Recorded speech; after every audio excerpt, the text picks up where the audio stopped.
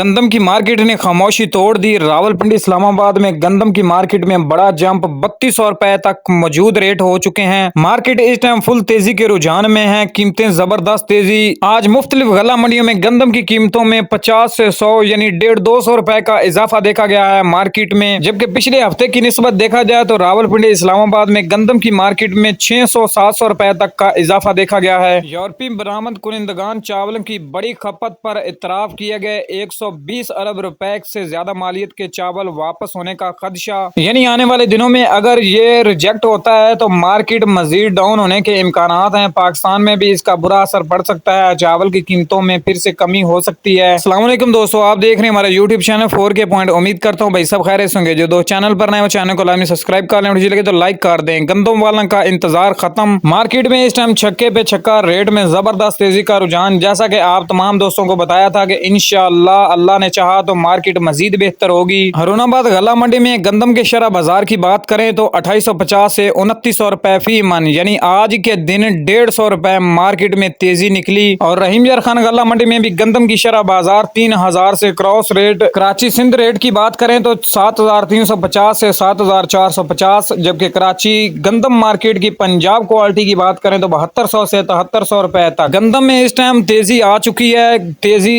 1-2 दिन 3 दिन तक मुसलसल रहने के इम्कानात हैं। उसके बाद हो सकता है कि मार्केट एक जगह पर आकर स्टेबल हो जाए, रुक जाए। मकई की मार्केट की बात करें तो मकई मार्केट एक दफा फिर से रुक चुकी है 3200 रुपए तक टॉप रेट, जबकि एवरेज रेट की बात करें तो 2800 से 3000 रुपए फी मन। और मूंजी 1509, नया माल 3500 से 4200 रुपए। पुराना माल अभी भी बरकरार है, रेट तेज है। 1509 कैनात 11 की और 17-18 4500 से 5200 रुपए फी मन। और तिल मार्केट की बात करें तो तिल मार्केट में भी इस टाइम खामोशी है। और जबकि सरसों मार्केट में भी 200-250 रुपए मजीद इजाफे के साथ 7000 से मार्केट क्रॉस। अब अजनास मार्केट में काफी रेटों में बेहतरी देखी गई है एक हफ्ते के अंदर।